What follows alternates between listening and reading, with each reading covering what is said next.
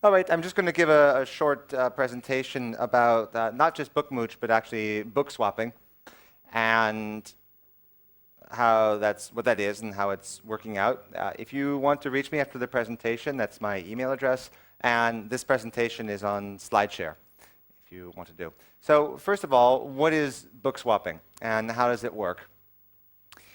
This is the homepage for BookMooch, and very simply, the way it works is you type in books you have that you want to give away. People then ask you, I'd like that book, and then you send the books for free to those people. You pay the postage, but for every book that you send out, you can ask someone else for a book. So, for example, if you search for Orson Scott Card, he's a science fiction writer, you can see there's quite a few books by him. Some of them are in English, this one's in French, this is Italian, because the site is very much global. You then get the page, and you can see 17 people previously gave it away, and 3 people have on the wish list, a description, all this information about it. And then you go mooch it. And in this case, you pick who you want to mooch it from. There's someone in, well, I'm mooching from America, so it's telling me New York.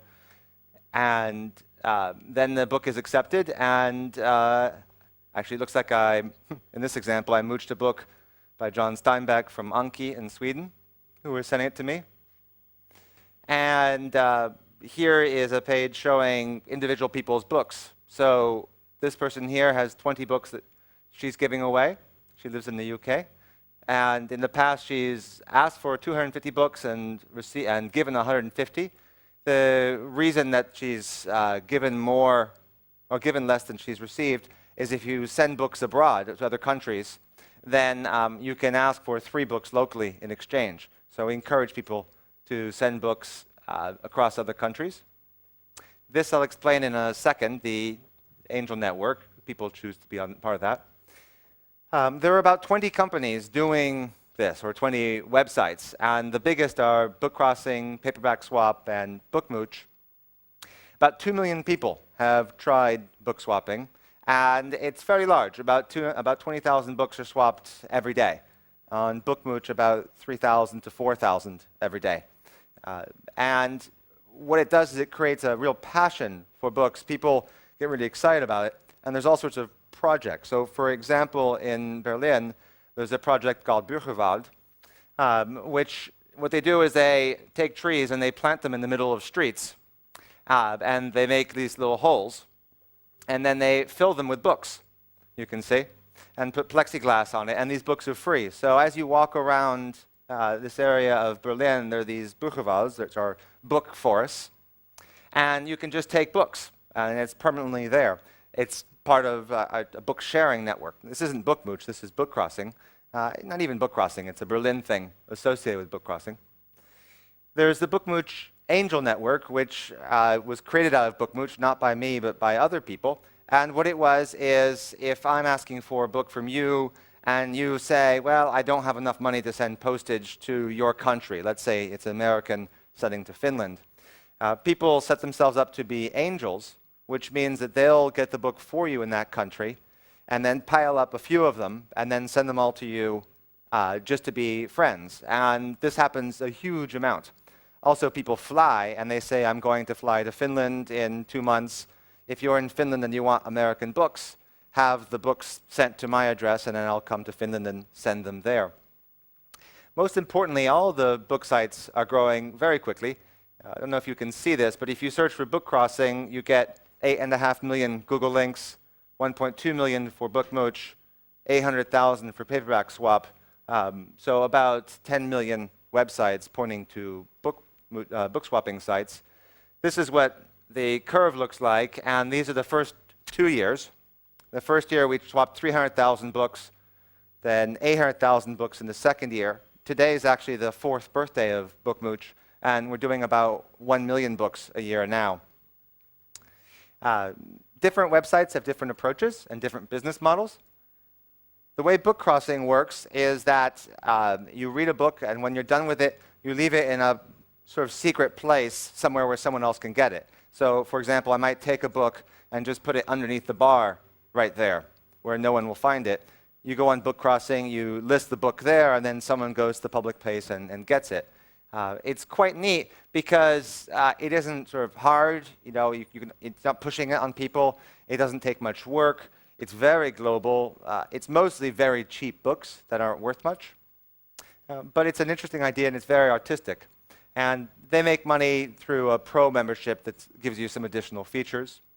Paperback Swap is a US-only company, but they're very much focused on books you read very quickly.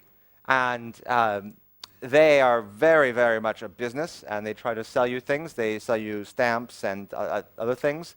And obviously, they also have a DVD and CD site as well, CD Swap and DVD Swap. And that's how they make their money, is selling points and postage. This, again, is my site, and it's all kinds of books. It's really a non-commercial site. It's not meant to make money. But we do make money through two ways. First of all, people who collect their wish list and they don't see the book on BookMooch choose to buy the books. And when they do, if they buy it from Amazon, say, then Amazon gives us some money. And we also get donations. Through that very, very soft sell, I actually get about $25,000 a year coming to the site, which is more than enough to run the site. It also pays for things like an iPhone application and bigger servers and other kinds of software development. So it's very much self-sufficient. What does this actually mean to the business? First of all, this is already fairly big, right? We're talking about 20,000 books a day. BookMooch itself is about 1 million books. Just to give you perspective, Amazon is the largest bookseller on the internet. There's a site called Powell's.com that is the second largest. Powell's does about 3 million books a year. BookMooch does 1 million books a year. So we're not that far from the second largest internet bookstore, which is quite interesting. And obviously, if you add all the swapping sites, we're clearly the number 2 way that people get books on the internet. The trends show all sorts of growth. One of the reasons it's very social, right? You get a book, you love it, you pass it to someone else, and you have a relationship with them. And sites like Amazon don't have any real social relationship. It's very green. It's nice not to be destroying books. Instead, you pass it on and they have a nice life. And of course, it's cheap, which is a nice thing. It only costs the cost of postage. In a town like Helsinki, people often trade the books in person, and then there's really no cost. And what it does is it creates people who really love books. In fact, what we find is when people start using BookMooch, they read about 2 books a month. And then within a year, they're reading on average 6 books a month. So they become very passionate readers because of the social characteristics, the lack of cost, and the ease of which you get books. And so, yes, they're all trade for free. People do buy them. About $40,000 a month worth of books get sold on Amazon because of just BookMooch. And that's with very, very soft selling. And this is one of the things a lot of booksellers and publishers worry about, is Amazon is so large and is getting kind of evil. Most recently with ebooks, they've made it so that they take 70% of the money for ebooks, which is huge. They also changed about 2 years ago, so all books that are printed on demand must be printed by Amazon. You are not allowed to sell books printed on demand that they don't print. So Amazon's power is quite strong, and they are following the kind of model that Apple follows, which is, I think, to build a kind of monopoly power and then push smaller players out and make them do what you want. That's my whole presentation. I want it to be quick, so you can get on with your day or ask me questions. Thanks for coming. Ask me questions next.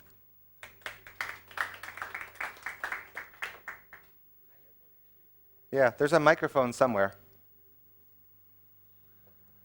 Or you can just speak. I'll just repeat it. Yeah, I just wanted to ask if publishers give you kind of a hard time because they feel they sell less, or are they more seeing it the way that you give a counterbalance to Amazon's power, for example? Yeah, so mostly they hate it. Mostly they feel that the ideal scenario is if all used bookstores died, and actually all books, once they were read once, were destroyed. Yeah, but Amazon is destroying bookstores as well. So Yeah, exactly. So we're part of the problem as far as producers. But it's Amazon, used bookstores, BookMooch, all of it is causing them to sell less books. I give you one statistic. Macmillan in the UK is the largest textbook publisher. And in the year 2000, half the textbooks that were sold that year in the UK were used.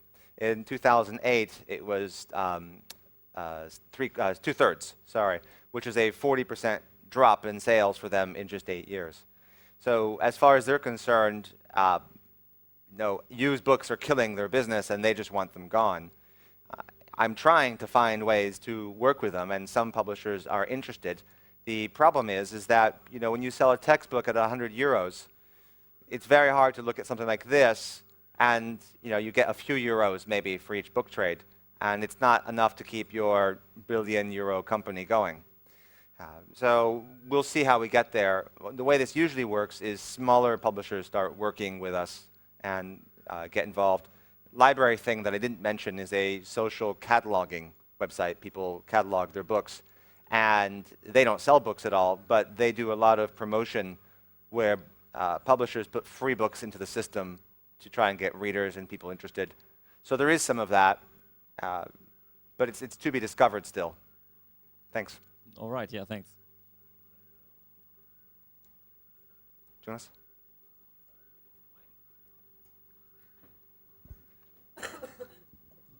How do you think the era of digital books, as in e-books, is going to affect this swapping or trading or renting?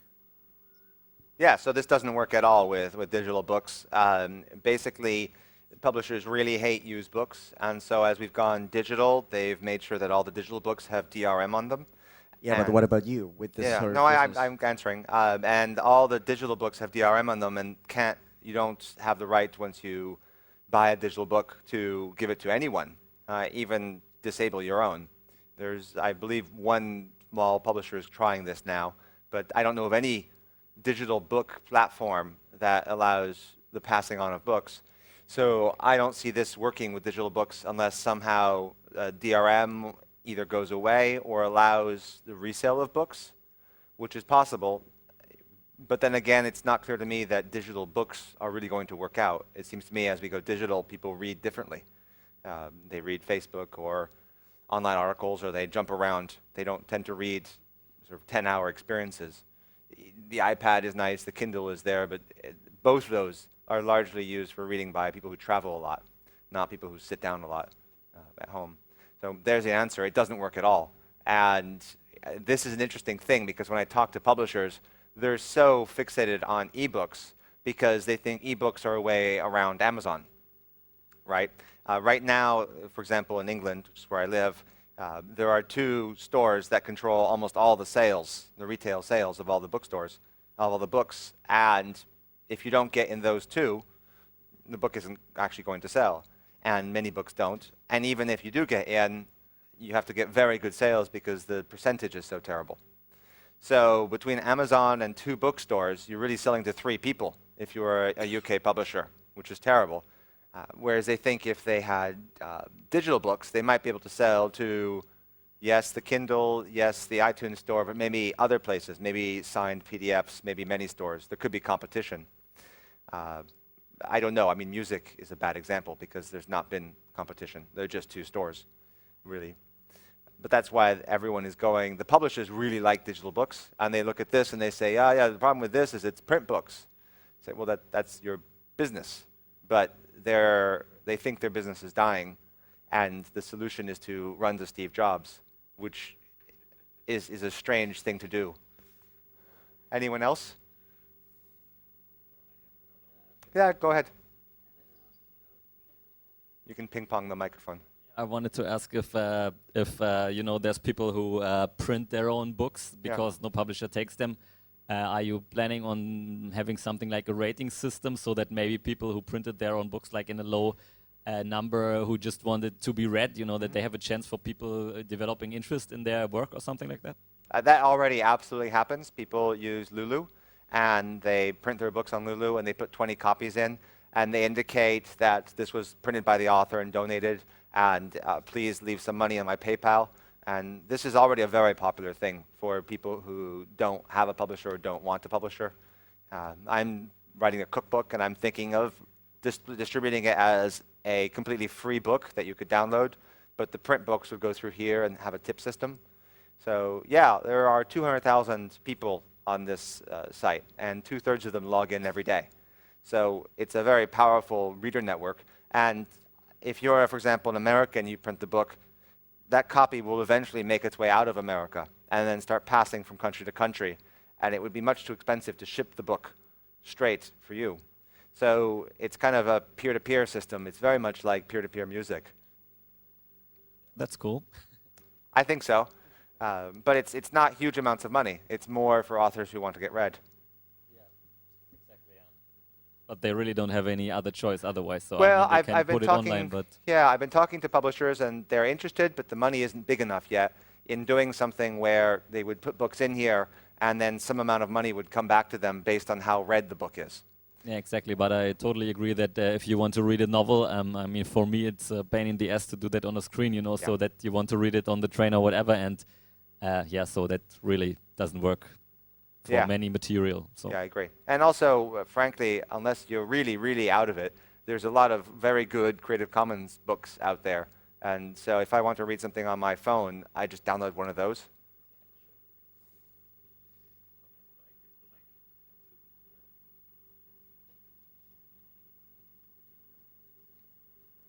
Hello. It's on? It's not on. Yeah, it's on.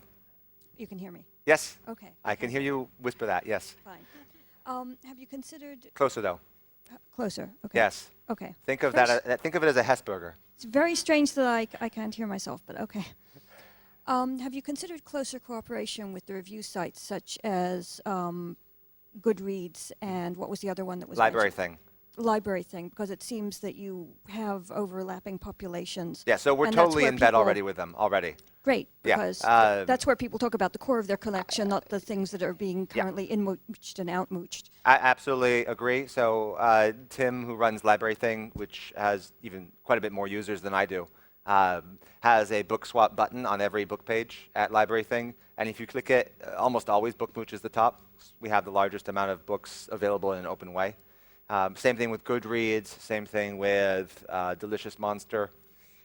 All the social book sites, basically, except the one that was recently purchased by Amazon, cooperate with each other. Which one was recently purchased by Amazon? I missed that. I'm blanking on it, which is why I refer to it in that way.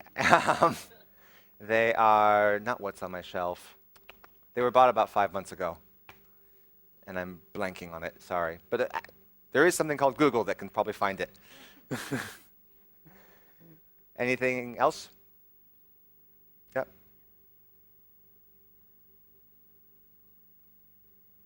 Well, it's a little bit more away from your trading, but more on the ebook side. I recently stumbled upon EFF's review on a book on piracy, and then I checked the Amazon.co.uk link. No, actually, that's com and there's UK.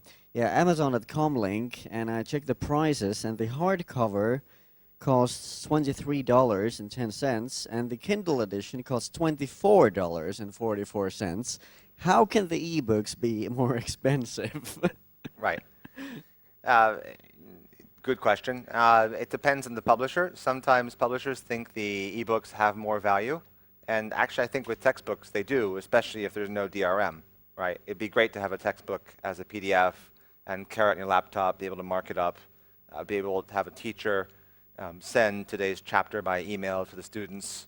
These would be fantastic things. And there are some publishers actually trying this. Bloomsbury has a whole project where they're putting textbooks out with open licenses, and you pay for the print version, but the online version is free, which I personally think is backwards. But because I think with textbooks, the online edition, or the digital edition, is much more worthwhile. Yeah, okay, so you think of the ebooks that they have certain features that the real books don't have, and they're simply pricing for that. I think that's partially it. It depends how in demand it is. Actually, it's mostly been the other way. So you found one example, but actually Amazon largely underprices. And they have this very, so both Amazon and Apple are sort of have a race with each other to see who the government sues first. Because both of them are acting in ways that are very iffy in terms of what are called antitrust laws. Specifically, both iTunes and Amazon with their books are saying if you sell, for example, if you sell your book on Amazon through one of their promotions, then Apple will no longer feature your book and promote it. And then the opposite, which is Amazon has a special margin. They have their 70% margin where they keep most of the money, but they also have a much lower one where they give most of the money back to the publisher. But in order to qualify for that, you need to not sell your book on the Apple Store at all, which is generally considered illegal to do that sort of thing. And you also have to sell it, I believe the maximum price is $10. It has to be, I think, 20% less. Well, the numbers are not exact, but 20% less than the cheapest print edition available. So Amazon is mostly trying to feature books digitally exclusively on their store. And they're saying they're going to pay publishers a lot more if you make the ebook very, very tempting. I have a friend who reads a lot of books on the Kindle, and I can tell you she buys maybe 4 times more books than she'll ever read because they're digital, and she just doesn't think, which is very much like how we are with music, right? It's very easy to buy all your favorite albums, much more than you can actually listen to, just because you just hit click, click, click, and it gets added to your library. Whereas if you had CDs, you know, your girlfriend tells you to stop. But with this, she doesn't know. So generally, digital books are cheaper. There are some cases where they're more valuable. Anything else? Okay, well, you saw my email address, john@bookmooch.com. I'm easy to reach. Yeah, go, please.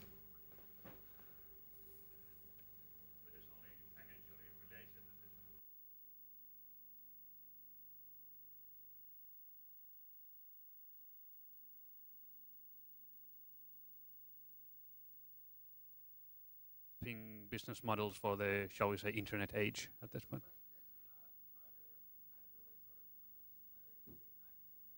Yeah, Yeah. pretty much. So there is on one very, very specific way, which is my personal belief system is that what people do is they create culture, and this is what people leave behind. And so if you, for example, destroy someone's book or you destroy someone's music, you destroy their life.